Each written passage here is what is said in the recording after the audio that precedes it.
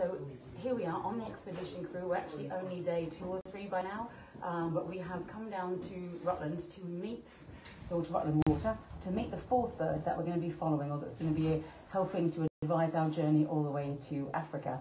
And Simon has come to tell us more about it. Who is this bird and what do we know about it? The bird's called 4K, not a very glamorous name, but that's the name on its ring.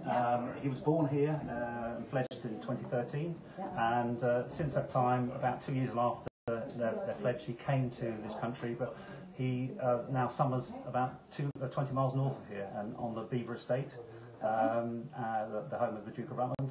And we built a nesting platform for him up there to try and encourage him to stay. And if we build it, he will come, and that's what happened. And he's been there ever since.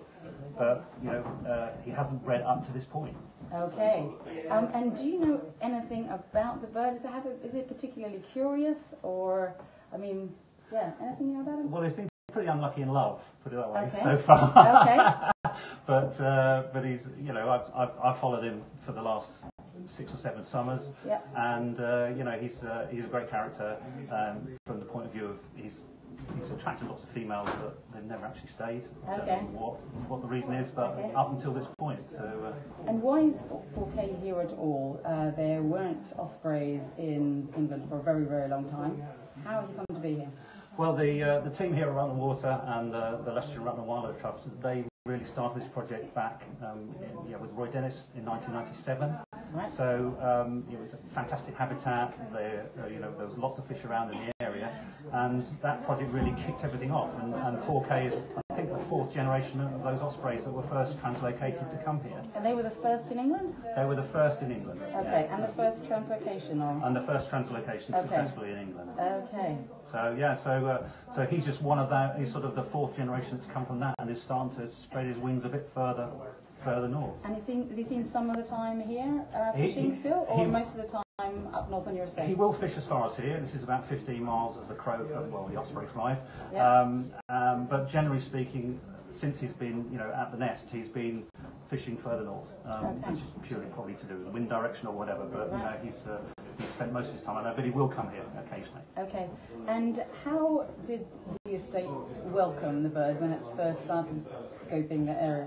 Absolutely fantastic. They've been brilliant all the way through. I mean, my wife and I approached them back in 2014 and said we've seen the osprey in the area. And because you're an enthusiastic birder, or have you seen them? Yeah, I'm a birder. I've seen ospreys about 30 years ago, and I never dreamt that they would be in the area that 4 miles away from where I lived. I'd seen them in Scotland, and so we approached the estate, and they were fantastic. And they said, look, find the spots. We found 2 locations that we thought, let's put a platform up here. And as I say, within 2 seasons, he'd found this one platform. We found them both actually, but he's settled on this one. Okay. And we have particularly good news for 4K this year. What is that good news? Well, the fantastic news is that he's bred, which is quite an emotional thing, really. So he found a Scottish female. They came on the 15th of April. They've been together since that time. They laid eggs, or she laid eggs, and we've had 2 young, a male and a female. They've literally just fledged, and we've Tim and his team here at Rutland Water put a ring on all the young, and they're just starting to get their way around the estate area. So we're hoping they're going to go off to Africa soon. The female will leave soon, then they will leave, and then 4K will stick around until they've left, and then he'll be off to Guinea. Okay. We know he's going to go to Guinea because he goes there every year. Okay. So Simon has already spoken to Daya, our ornithologist, about the point where he might be, so we will actually try and go and see him in Guinea. And you are also in the process of trying to write a book about the adventures of this bird. Do you have any questions about the migration that you're hoping that we might be able to help answer?